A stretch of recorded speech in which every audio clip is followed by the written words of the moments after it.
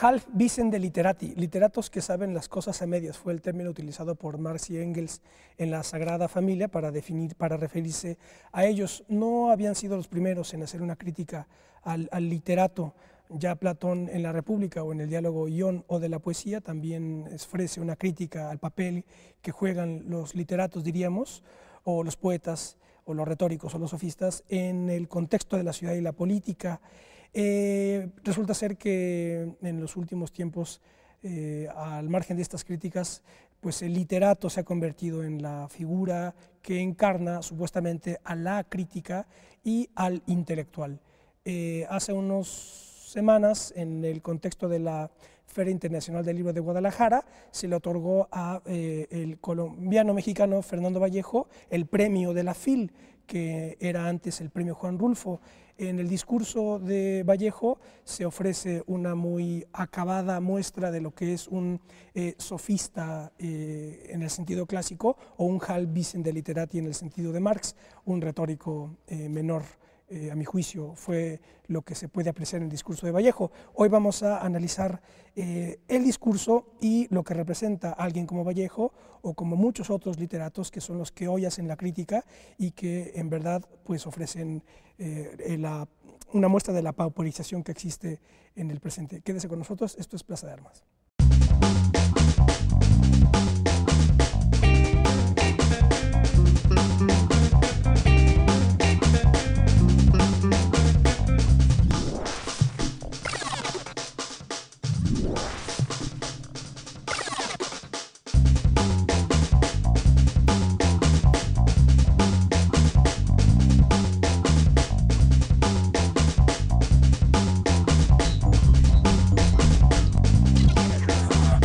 ¿Qué tal? Qué bueno que están en otro programa de Plaza de Armas aquí por Capital 21. Voy a recordarles nuestra página propia www.plazadearmas.tv y también nuestro correo electrónico plazadearmas c21@gmail.com. Bueno, para hablar sobre esto que hemos querido titular Miseria de los literatos, parafraseando a Marx en La miseria de la filosofía.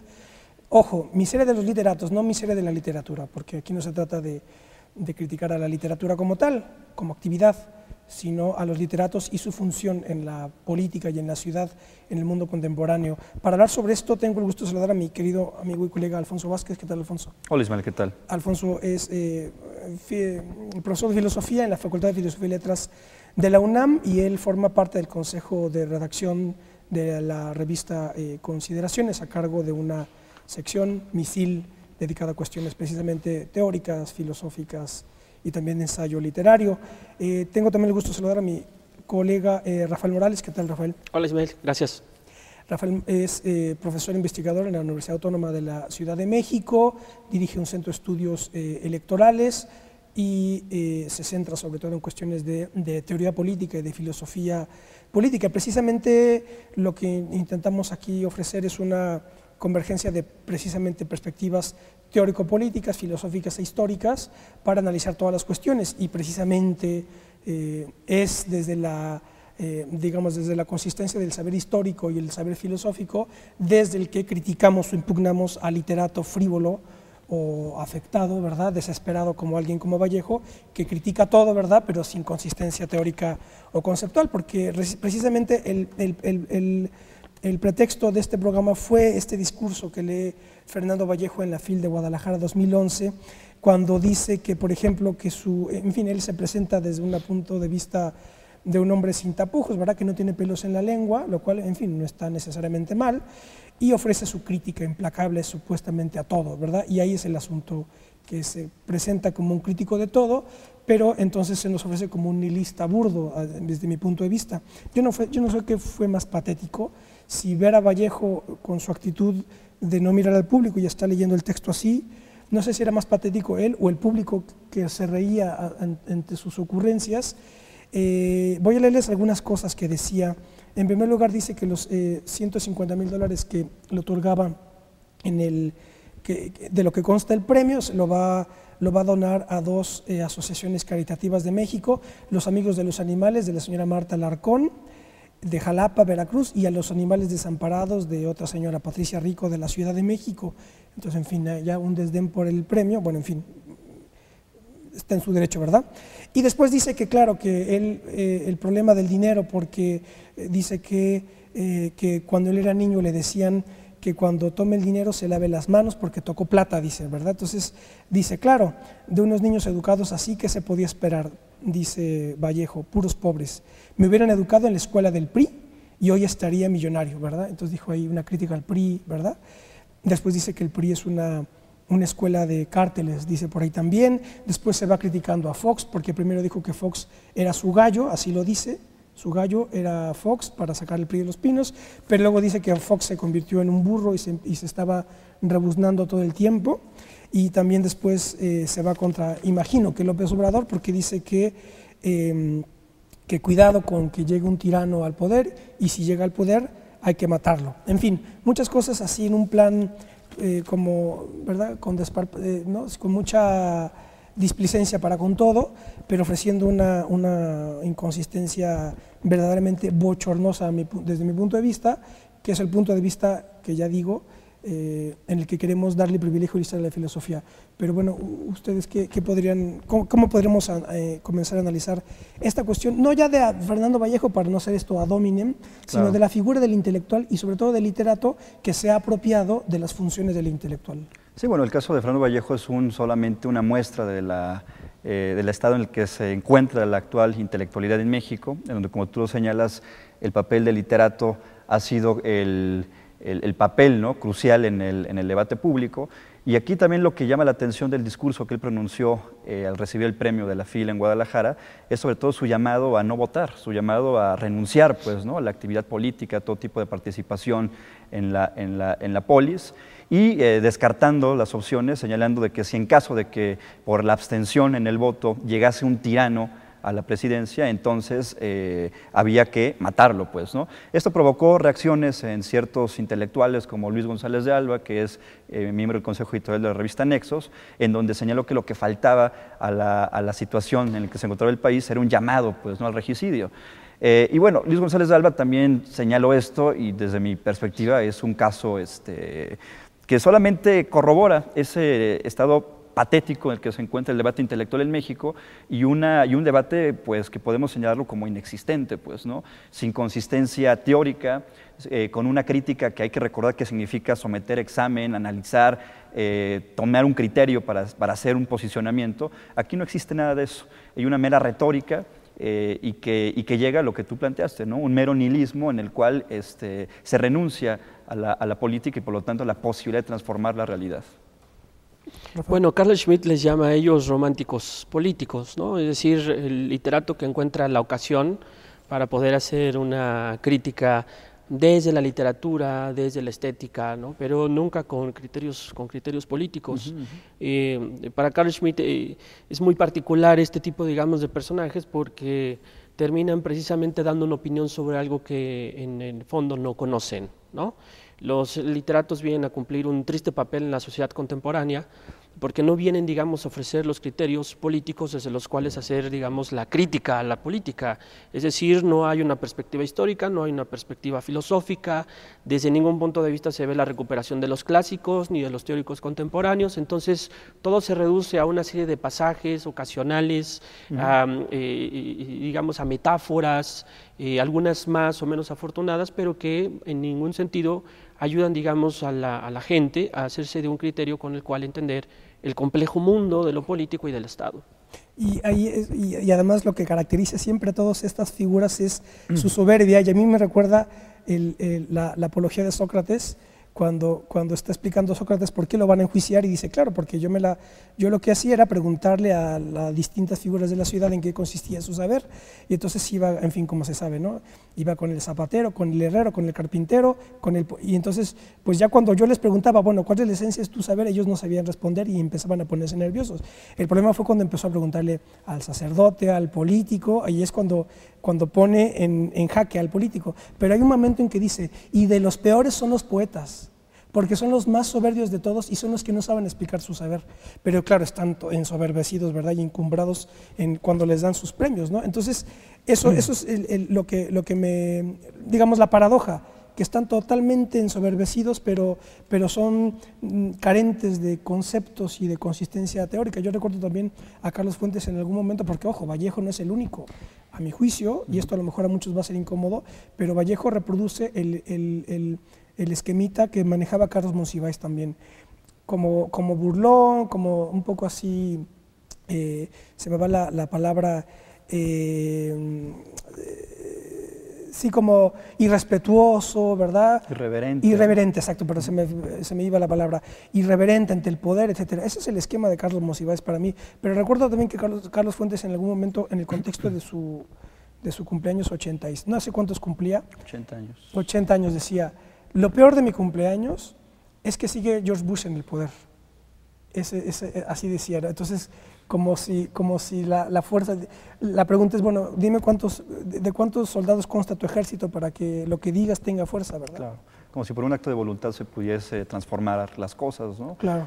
En efecto, no solamente está Fernando Vallejo, sino también está Carlos Fuentes, está Jorge Volpi, que es otro... Jorge Volpi, toda una serie de literatos que han estado en el centro, ¿no?, de la palestra del debate público, pero esta maniobra, digamos que la podemos referir directamente a Octavio Paz, cuando él justamente se asume como el prototipo del intelectual en México. O sea, Gramsci decía que el intelectual tradicional iba a ser el poeta, el filósofo o el artista. Después hace otro tipo de distinciones, ¿no?, con los intelectuales emergentes, sobre todo como aquellos cuya función era darle coherencia y darle homogeneidad a un cierto grupo, ¿no?, social y vincularse orgánicamente con ellos. Pero lo cierto es de que en México esa maniobra, digamos que la lleva a cabo Octavio Paz cuando se arroga el derecho, pues, ¿no?, de opinar de todo con inconsistencia y sin ningún tipo de fundamentaciones. Yo simplemente recuerdo una entrevista que le hace Claude Fell y que se publica como apéndice al Laberinto de la Soledad, donde se le cuestiona por qué la democracia no arraigaba en las costumbres de los mexicanos. Y él respondía que la cuestión era de que en Hispanoamérica, particularmente en México, y hablando a todo el influjo, ¿no?, hispano, no había tenido una ilustración.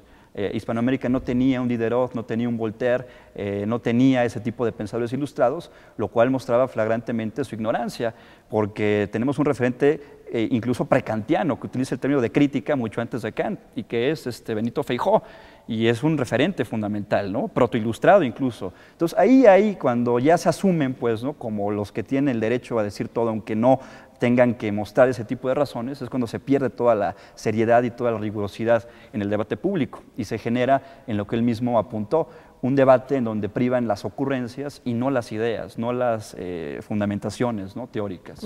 Yo sí lo veo. Pero, ¿qué tipo de ocurrencias? Pensemos, por ejemplo, en una que alguna vez yo comentaba con Ismael, que los literatos asocian la libertad política con la libertad de escribir.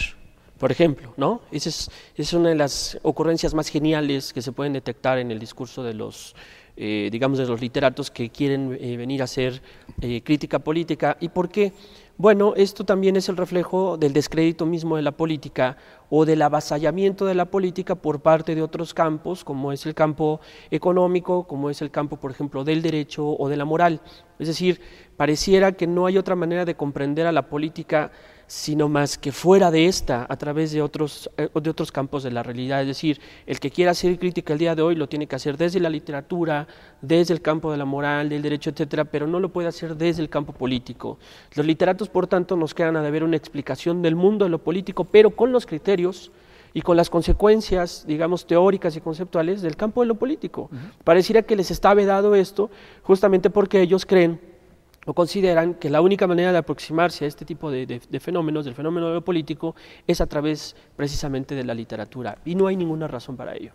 Hay una parte aquí en la que Vallejo termina su discurso diciendo que quiere dar algunas obligaciones morales, digamos, y entonces dice, no voy a dar 10, voy a dar 3.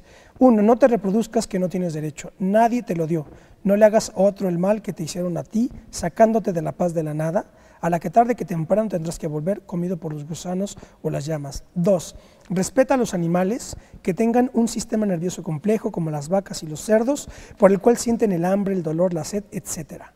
Quítate la venda moral que te pusieron en los ojos desde niño y que hoy te impide percibir su tragedia y su dolor. Si Cristo no los vio, si no tuvo ni una palabra de amor por ellos, ni una sola, despreocúpate de Cristo que ni siquiera existió. Es un burdo mito, dice este hombre. Y 3, no votes. No te dejes engañar por los bribones de la democracia y recuerda siempre que no hay servidores públicos, sino aprovechadores públicos. Y ahí todo el mundo aplaudió, ¿verdad? Quítate la venda moral que te... no. Escoger al malo para evitar al peor es inmoral. No alcahuetes a ninguno de estos sinvergüenzas con tu voto. Que el que llegue, llegue respaldado por el viento y por el voto de su madre. Y si por la falta de tu voto, porque el día de las elecciones no saliste a votar, un tirano se apodera de tu país, mátalo.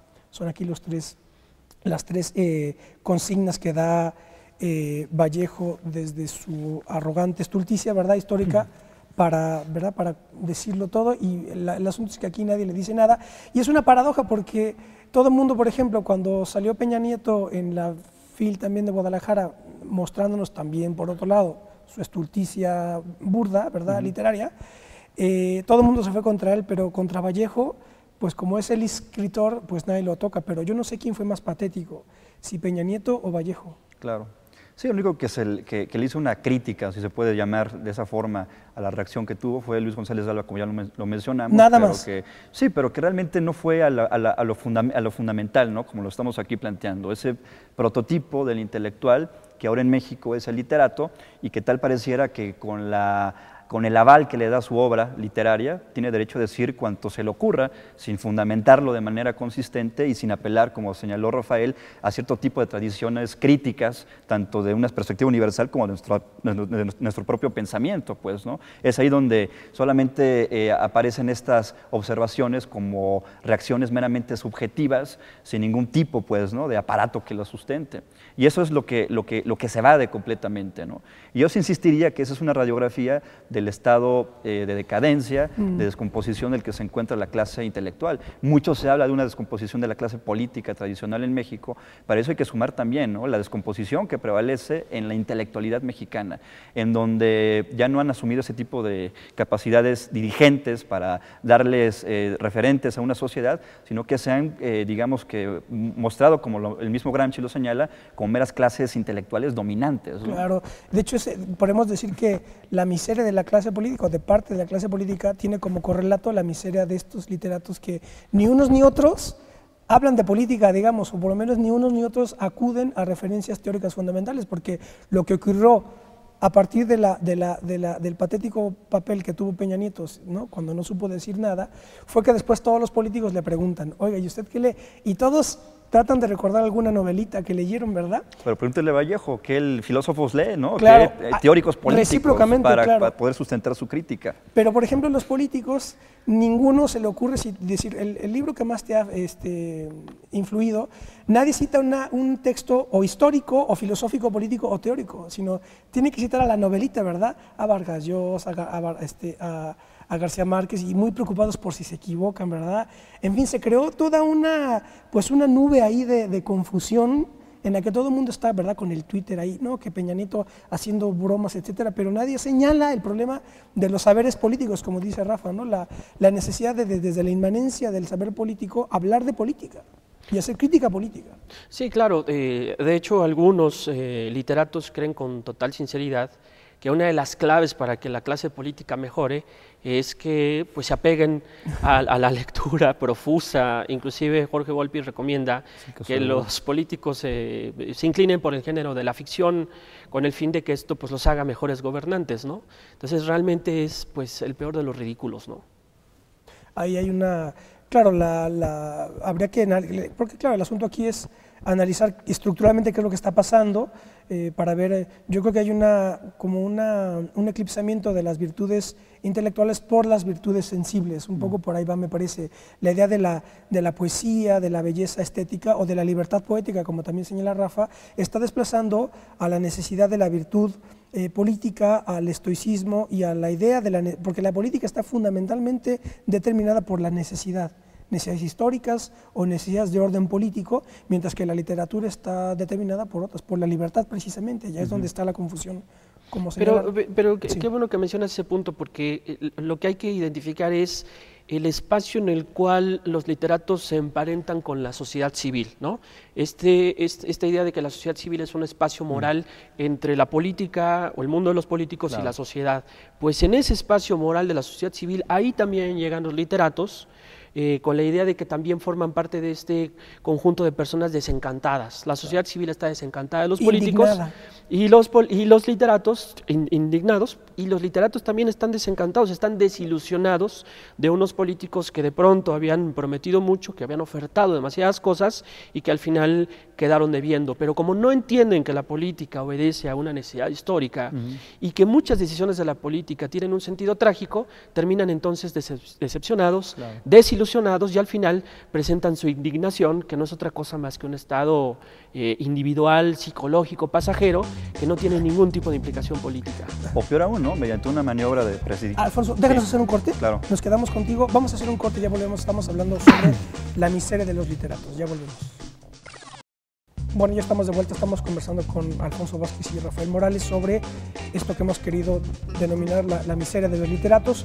Repito, no la miseria de la literatura, sino de los literatos, en tanto que se han convertido en los, según ellos, la encarnación y los portavoces de la crítica o de la moral, o los representantes de la indignación de la sociedad civil frente a los políticos, frente al poder o frente al Estado. Alfonso, nos quedamos con... Sí, bueno, justamente de acuerdo con lo que tú estás señalando, pareciera que mediante un acto de prestidigitación, los intelectuales incluso se ponen por encima tanto de la sociedad política como de la sociedad civil. Es decir, sí hay algunos que se asumen pues, ¿no? como separados completamente de la clase política, pero hay otros que son los más y quizás son los que prevalecen, de que parecería que constituyen una esfera completamente autónoma y alejada tanto de la sociedad civil como de la clase política. Y en función de esa aparente autonomía, creen que pueden pontificar sobre el bien y el mal, sobre lo que se les ocurra, pues, ¿no? Entonces, solamente eso es lo que yo quería señalar, pues, ¿no? Y que es lo que Gramsci también desenmascara en su extraordinario texto, que es Los intelectuales y la organización de la cultura, donde plantea, pues, ¿no? que estas clases intelectuales que se asumen como autónomas, en realidad fueron clases también intelectuales tradicionales que estuvieron vinculadas históricamente a ciertos intereses de grupo económico, pero que por alguna cuestión histórica fueron desplazadas de esa vinculación y se asumen entonces como las autónomas, ¿no? como las portadoras de los valores morales, ¿no? Fueron desplazadas de la corte del rey, ¿no? Inicialmente ahí es donde estaban. Exacto, sí.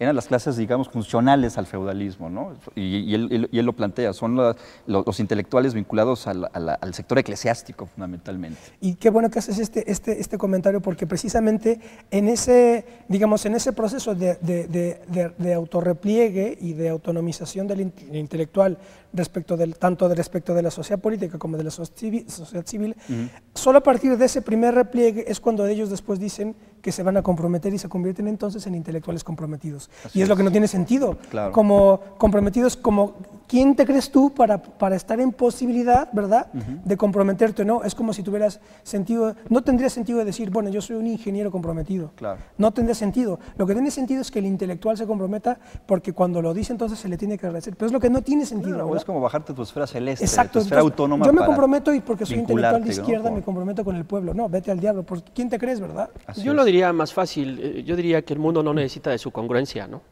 Sería, digamos, una manera muy sencilla de plantearlo, es decir... el mundo no necesita de la congruencia. De la congruencia de los intelectuales, sí, o sea, es decir, da básicamente lo mismo que se comprometan o no, es decir, ellos no tienen que ser congruentes con nada, porque realmente el que tiene que tomar las decisiones es el jefe de Estado, es el que tiene, digamos, la dirección política en una nación específica. De manera que no importa qué tan congruentes sean los intelectuales, a ellos no se les va a deber nada, digamos, porque ellos no tienen por qué, vamos, en la medida en que ellos no tomen decisiones, ellos finalmente pueden estar en una posición muy cómoda, pueden ser intelectuales o activistas de sillón, de sofá, y criticar básicamente al mundo desde la comunidad, digamos, de su mundo doméstico, ¿no? De hecho, ahí recordar lo que dice, porque Schmitt señala el romántico político y lo destaca del político romántico. Entonces dice, claro, el político romántico es el que primero es político, aunque después sea romántico, pero el político romántico se mete, digamos, se moja, claro, y toma partido, ¿no? Y de hecho, Schmitt dice, el político romántico por antonomasia es el Quijote, porque dice, porque el Quijote estaba a favor de una justicia con minúscula y no de la justicia. porque el romántico político es el que está a favor de alguna idea abstracta, ¿verdad?, al margen de la realidad, mientras que el político es el que toma partido por una o por otra, ¿no?, por una justicia determinada. Voy a leerles aquí, traje una, a ver si, para también introducir estos comentarios, un libro interesantísimo de François Châtelet, El nacimiento de la historia, en donde él lo que explica más o menos es, bueno, no más o menos, el centro del trabajo, de su trabajo es la explicación del surgimiento de la conciencia histórica, de alguna manera, en el contexto griego, y el contexto fundamental fue la crisis política derivada de la guerra del Peloponeso, y entonces él ahí habla de distintas maneras en las que en ese contexto crítico de la política y de la ciudad se trató de hacer inteligible el devenir político, ¿no? Cómo hacer inteligible el devenir y la tragedia política. Y entonces habla de tanto Heródoto como Tucídides y también Platón. Y hay una parte que le dedica a los sofistas y Aristófanes. Y entonces dice cómo, claro, tanto para Tucídides como Platón, como para los sofistas y Aristófanes, su presente político en crisis era ininteligible, entonces la tarea era cómo hacerlo inteligible. Y entonces aquí hace un comentario certerísimo, bueno, es todo un capítulo dedicado a los sofistas, a la crítica sofística y sobre todo a los cómicos, que yo creo que es un poco lo que está pasando ahora. Este literato yo creo que se convierte sin conciencia, sin que ellos tengan conciencia, claro, en bufones. En bufones. Ni siquiera eso, ¿no? Porque los bufones les dan cuentas al rey, se convierten en unos payasos. Claro, ¿no? Sí. Y que para colmo el público se ríe y eso habla también del bajo nivel, ¿no?, de debate, de discernimiento que hay en la población, ¿no? Fíjense lo que dice Châtelet, habla de la corriente de los sofistas y entonces dice, ciertamente ni en las obras de Aristófanes ni en las declaraciones de los sofistas se encuentra una concepción explícita de la historia. Al autor cómico le importa poco la teoría y se contenta con desarrollar una argumentación política vinculada a las circunstancias que su inspiración vuelve a menudo incoherente. En fin, ¿no? Y por otro lado dice hay una apología al individualismo, a la desesperación individualista o a la indignación individualista. Y entonces dice, los hechos ya no presentan continuidad alguna, la sinrazón parece triunfar por todas partes. El orden que Tucídides logrará poner en los acontecimientos no parece que se pueda descubrir allí. En particular, la política interna de Atenas se presenta como una asociación de intrigas y deslealtades en la que cada uno cambia de partido según las circunstancias y se entrega a la demagogia. Cleofón, Pisandro, Hipérbolo son sucesores indignos de Pericles. No tiene ni siquiera la voluntad de un Cleón o la finura de un Alcibíades. Entonces aquí lo que está señalando es que para el sofista la política no se reduce a intrigas, a maldades, pero es una interpretación solamente individualista y psicologista de los acontecimientos políticos. Y entonces aquí destaca al cómico, al sofista, de un Platón o un Tucídides que tratan de dar una interpretación por lo menos filosófica en el caso de Platón o histórica en el caso de Tucídides, ¿no? Y entonces aquí pues es la definición del literato de hoy, ¿verdad? El sofista. Claro. Claro, y bueno, yo creo que lo que también está aquí de por medio pues es la idea del buen gobierno, del buen gobernante. Creo que en ese texto que acaba de aparecer en el periódico Reforma hace algunos días, que escribe Jorge Volpi a propósito de los errores y pifias de Enrique Peña Nieto, pues está perfectamente claro, digamos, este analfabetismo político de parte de los literatos, en la medida en que no comprenden el fenómeno del poder, es decir, creen que precisamente con una mayor lectura, digamos, de la literatura, con una mayor, digamos, atención a ciertos géneros literarios, entonces podrá haber un tipo de corrección política o podrá haber un mejoramiento futuro del ejercicio del poder mismo. Y ahí me parece que hay pues un error, digamos, de realismo. Es fantasioso creer, por ejemplo, que con una mayor lectura, entonces podremos encontrar una solución, digamos, a los problemas más apremiantes. Pero hay un completo desconocimiento del poder en el Estado y un completo desconocimiento también sobre quién es la clase gobernante. Claro. Me parece que es absolutamente ridículo hacer una asociación entre mayor número de lectura o mayor, digamos, número de libros leídos con un mejor ejercicio del poder. Porque además hay que decir de qué libro se refiere, ¿verdad? ¿Precisa Volpi eso o no? No, por supuesto, no. Inclusive él da la recomendación. De la literatura. Él dice que los gobernantes deben de acercarse al género de ficción y eso los hará mejores gobernantes. ¿No? Eso lo dice. Eso lo dice textualmente en un texto. acabado de publicar en el periódico Reforma, y bueno, al final de cuentas inclusive arroja una hipótesis de por qué la clase gobernante se encuentra en ese estado. Y él dice, el problema es que Vicente Fox, Cordero, etcétera, todos ellos son el resultado de nuestro sistema educativo. Es decir, en la medida en que tenemos un sistema educativo público y privado muy pobre, luego entonces tenemos una clase política que, digamos, venida a menos, ¿no? Inclusive también en ese análisis pues hay un problema de realismo, es decir, podemos tener inclusive jefes de Estado perfectamente letrados y leídos, como fue José López Portillo, como pudo haber sido cualquier otro gobernante, pero eso no tiene nada que ver con el ejercicio del poder, porque el ejercicio del poder está definido por otro tipo, digamos, de contextualizaciones, por otro tipo de determinación. Yo creo que habría que precisar, sí, que obviamente Volpi no fue capaz de hacerlo, en la naturaleza de los libros de los que se lee, porque por ejemplo, aquí podríamos poner dos casos. Platón sostenía que el rey, o sea, que el ideal es que el filósofo fuera gobernante, fuera rey. Y Polibio, por su parte, decía que el ideal sería que fuera historiador. Entonces ahí hay dos ejemplos de qué clase de libros se tienen que leer, bien sea filosóficos o filosófico-políticos o obviamente históricos. Y entonces ahí sí, yo sí defendería que el político tiene que leer libros, pero no en la novelita de Isabel Allende o la última novelita de Fernando Vallejo, sino leer sobre todo filosofía política, teoría política e historia. Claro. ¿No? Esa sería la... Sí, yo pienso que se debe de avanzar hacia el esbozo de un nuevo tipo de intelectual en el país, un nuevo tipo de intelectual en México que vaya más allá de la figura del literato y sobre todo recuperando tradiciones que son muy propias de nuestro propio país, ¿no? La generación del Ateneo de la Juventud, particularmente José Vasconcelos, la generación del Grupo Hiperión, la propia generación de los 70s que se agrupa en torno a cuadernos políticos, ¿no? Cuyo animador Carlos Pereira pues no solamente se dedicó a hacer un trabajo teórico impresionante en la propia Universidad Nacional, sino que también se vinculó orgánicamente a organizaciones sindicales, populares, y trató de incidir, ¿no?, con esa práctica política en el debate, pues, ¿no? O sea, no pontificaba desde la nada, sino que lo hacía desde un compromiso, ¿no?, directo, desde un involucramiento directamente en la práctica política. Pienso que se pueden recuperar esas experiencias y perfilar ese tipo de intelectual que en este momento es necesario, pues, ¿no?, para nuestro país. ¿Cuál sería para ustedes la razón por la que aparece en estos momentos este tipo de figuras de literato que con sus ocurrencias puede tener todos los reflectores sobre sí? Yo tengo ¿La democracia? Eso te iba a decir, es la democracia. La democracia es el reino de las no virtudes y en la democracia puede salir cualquiera a opinar y a dar una impresión sobre muchas cosas sobre las cuales pues no tiene idea.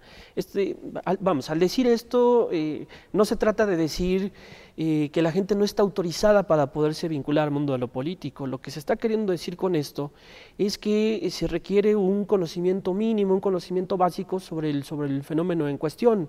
El problema es que la democracia pareciera que todo mundo tiene la posibilidad de poder inclusive postularse como gobernante, porque pues en la democracia se dice que el pueblo es el que gobierna, y en esa medida el literato, el comunicador, el comentarista, cualquier persona puede justamente dar una opinión no informada sobre los hechos que se están discutiendo, y es en ese contexto donde los literatos aparecen con esta autoridad moral para encabezar, digamos, las quejas, ¿no?, de la sociedad civil. Claro, por ejemplo, y digo esto con todo el respeto que me merece, pero me parece sintomático que, por ejemplo, el libro es sabido por todos, el movimiento que encabeza Javier Sicilia, poeta, por cierto, que Paz con Justicia y Dignidad se llama el movimiento, pero su libro se llama Estamos hasta la madre, ¿verdad? Entonces, claro, es como el rebajamiento total es un poco como un sofista, ¿no? Estamos hasta la madre, como...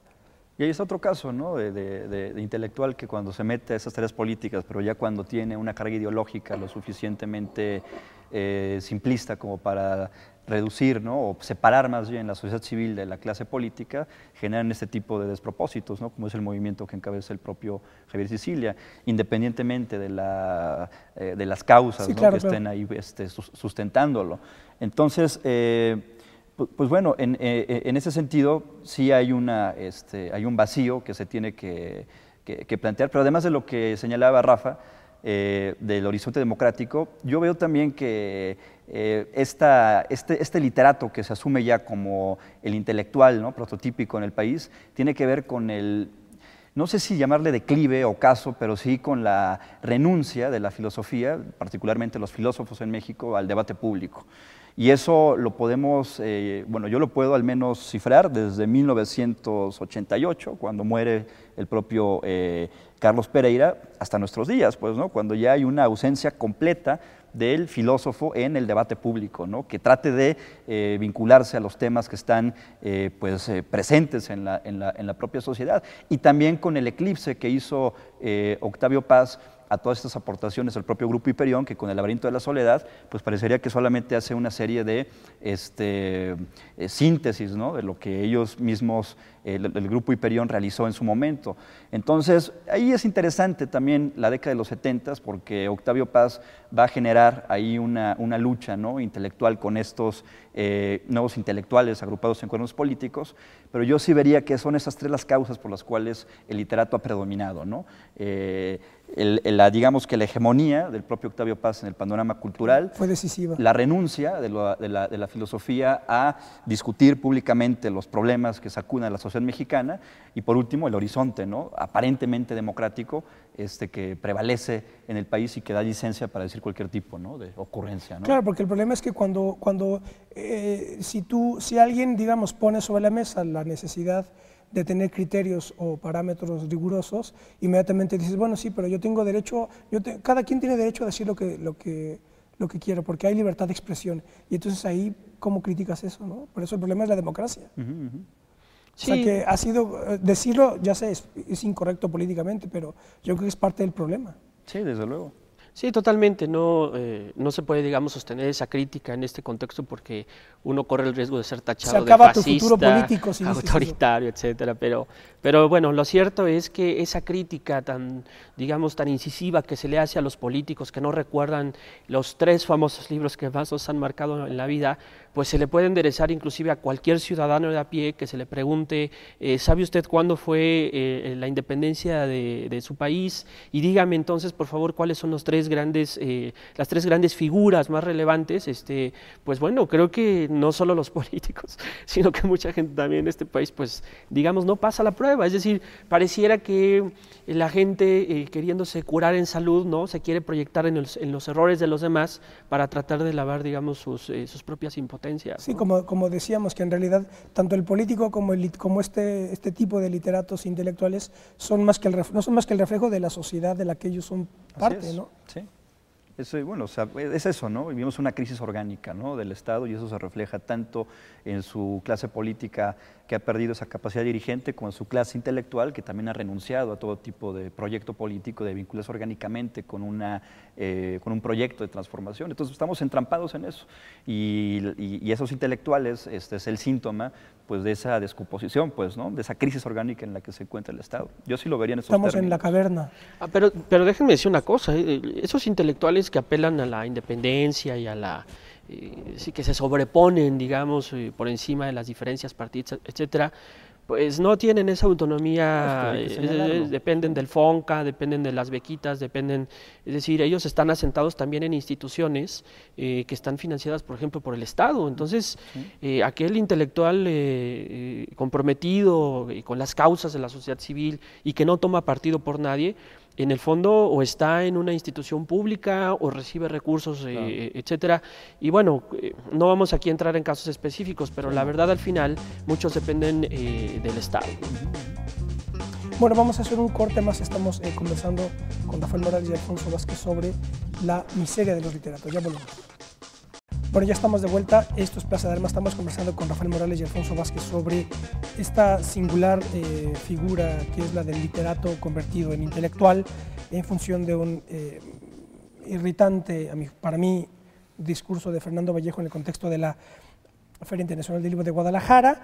Voy a leerles algo de mucho interés, precisamente para caracterizar, según diría Chatelet, y acudiendo a modelos clásicos griegos, digamos, el carácter cómico del propio Vallejo y de muchos literatos que se sienten autónomos respecto de, que sienten que están flotando, ¿verdad?, por encima de la política, de los políticos y de la ciudadanía misma. esto sería parte de una crisis orgánica de la política y del Estado y de la historia. Entonces, en este mismo sentido, hablando de Aristófanes y los sofistas, dice Chatelet: ahora bien, ¿cuáles son las causas de esta desgraciada guerra? Se refiere a la guerra del Peloponeso, que es el contexto crítico y de disolución y de pérdida de inteligibilidad de los procesos que marca el análisis que hace Chatelet sobre la historia. Y entonces dice Chatelet: la raíz más profunda de ella está en la ambición de los demócratas y en los intereses de los demagogos. En sí mismo el acontecimiento es irrisorio, se reduce a una medida estrictamente individual y se rodea de canalladas. Esto es lo que para los sofistas es lo que estaba sucediendo. Y entonces dice Chatelet: Heródoto descubría en el origen de los conflictos humanos una eficacia divina que se realizaba a través de una causalidad psicosociológica. Tucídides ve en él una necesidad reveladora del ser político del hombre. Es decir, aquí está diciendo cómo distintos autores, historiadores o filósofos, estaban tratando de hacer inteligible el asunto, ¿no? Tucídides ve en él una necesidad reveladora del ser político del hombre. Platón pondrá al descubierto el papel conjunto de las estructuras psíquicas y político-sociales que gobiernan paralelamente a los individuos y a las colectividades. Aristófanes, o por ejemplo Fernando Vallejo, no ve más que la astucia de un jefe de Estado poco honrado que prefiere la guerra al riesgo de un proceso o se deja arrastrar por una concubina exigente. Recordemos las precisiones dadas por Tucídides y el papel decisivo que desempeña la contradicción, de hecho, entre el imperialismo ateniense y el conservadurismo espartano. Para el autor cómico como Vallejo, las cosas son mucho más sencillas. En los acarnienses, en fin, entonces dice: hay en estas interpretaciones del cómico o del bufón una voluntad bufona al tiempo que una malevolencia premeditada contra los héroes de la democratización. Pero creyera o no Aristófanes en esta causa, la cosa es que podía, esto es importante decirlo, por lo de la democracia, creyera o no Aristófanes en esta causa, la cosa es que podía afirmarlo y que recogía, amplificándolo, un rumor extendido en Atenas. Se revela aquí una dimensión extremadamente importante de la antihistoria o de la antipolítica. Así como el personaje queda reducido a su ser individual, así también el acontecimiento, en lugar de ser situado y concebido en un contexto histórico como en Tucídides o filosófico como en Platón, es vinculado a la decisión de un hombre que actúa bajo la influencia de una pasión mezquina. Aquí se capta la oposición existente entre el discurso histórico y la anécdota, oposición tan a menudo velada por esta historia literaria, que se complace en las aventuras de los personajes singulares y hace que la suerte de una guerra dependa de la voluntad de una favorita o de la salud de un soberano. A la vez se vislumbra una dimensión de ese sentido común, cuya posición con relación al pensamiento de la historia se intenta elucidar ahora. Su medio de restar valor al acontecimiento es reintroducirlo lo más posible en la existencia banalizar todo, banalizarlo todo. Sí. Decir, Cristo es un mito, no existió Jesús, bueno, en fin, banalizarlo todo.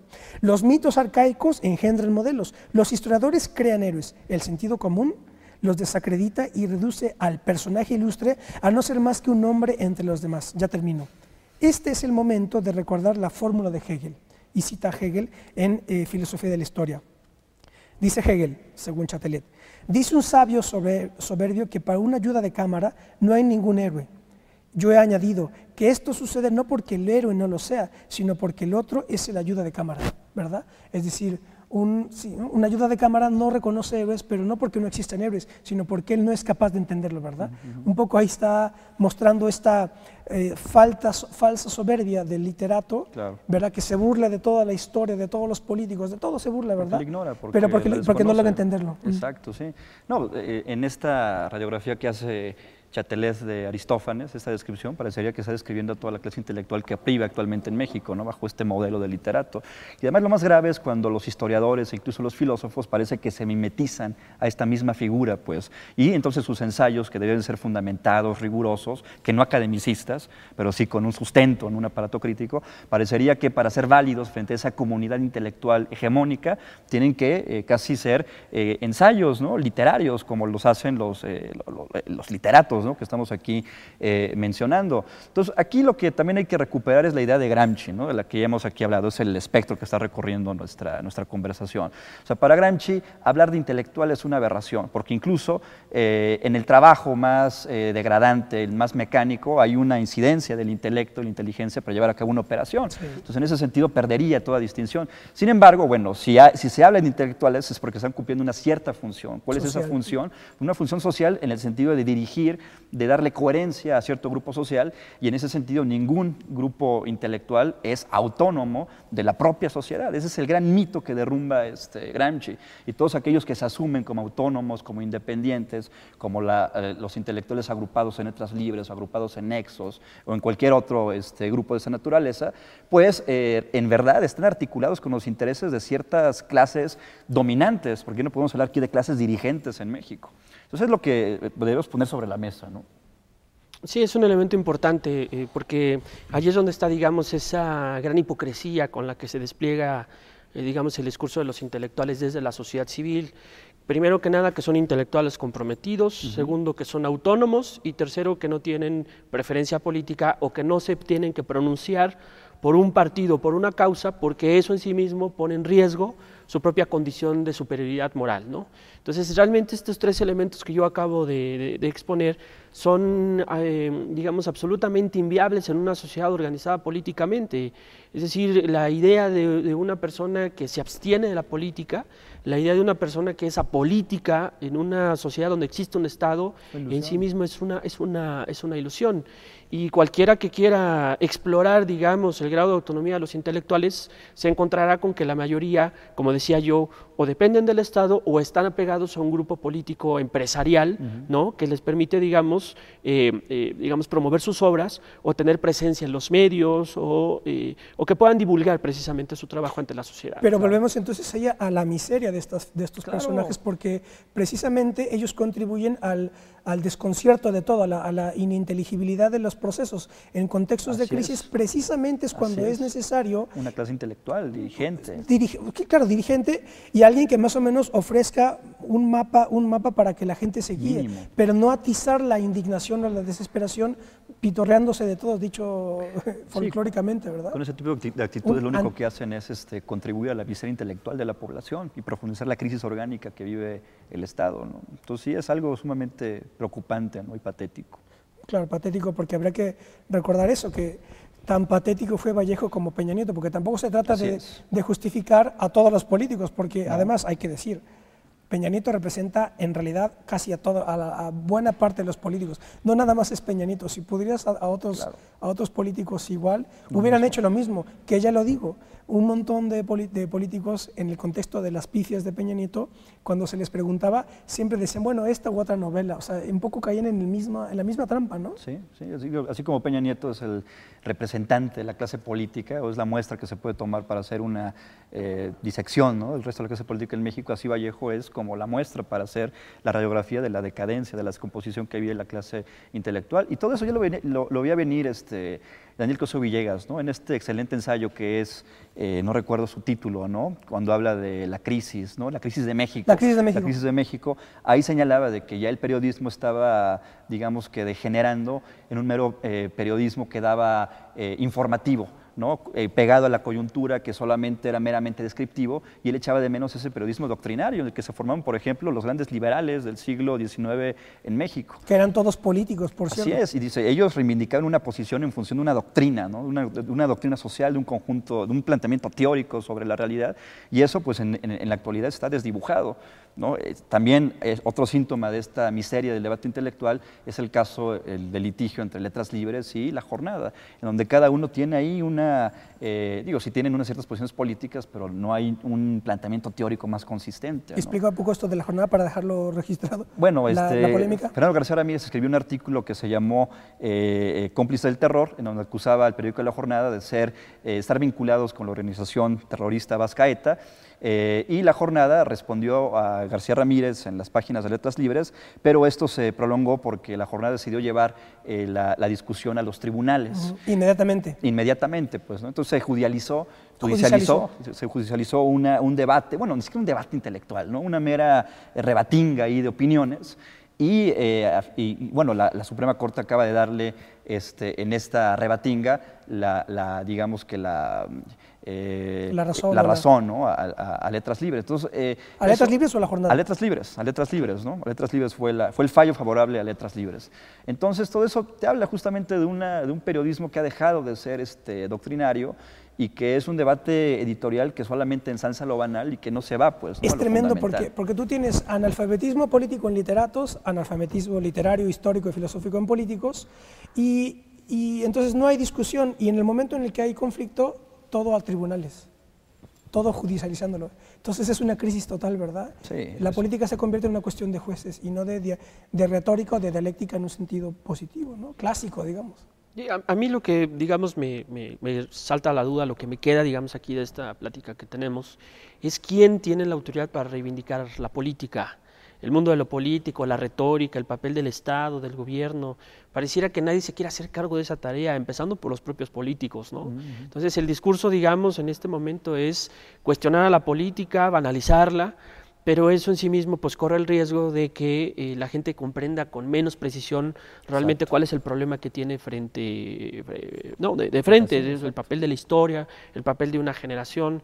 Entonces, bueno, creo que nos encontramos en el peor de los mundos posible, porque ahí donde la política es vituperada, ahí donde la política es negada, pues entonces... Es el principio del fin. Sí, es decir, es el espacio, el medio propicio para que surjan justamente estos liderazgos ocasionales, gente que no está preparada y que vengan a hacer llamamientos de salvación nacional. Sí, es patético el caso porque tú tienes los clásicos políticos que dicen, los partidos políticos están en crisis, vamos a acercarnos ahora sí a la ciudadanía. Y luego viene Fernando Vallejo y dice, no votes, ¿verdad? No creas a los políticos. Y entonces es ahí, nadie se entiende, no hay discusión, ¿no? No hay discusión, ¿no? Son un diálogo de sordos, pues, ¿no? Cada uno con su dinámica autorreferencialista sin poder trabar, ¿no? Un espacio de auténtica discusión. Para hacer inteligible la política Así y la es. historia. En sí.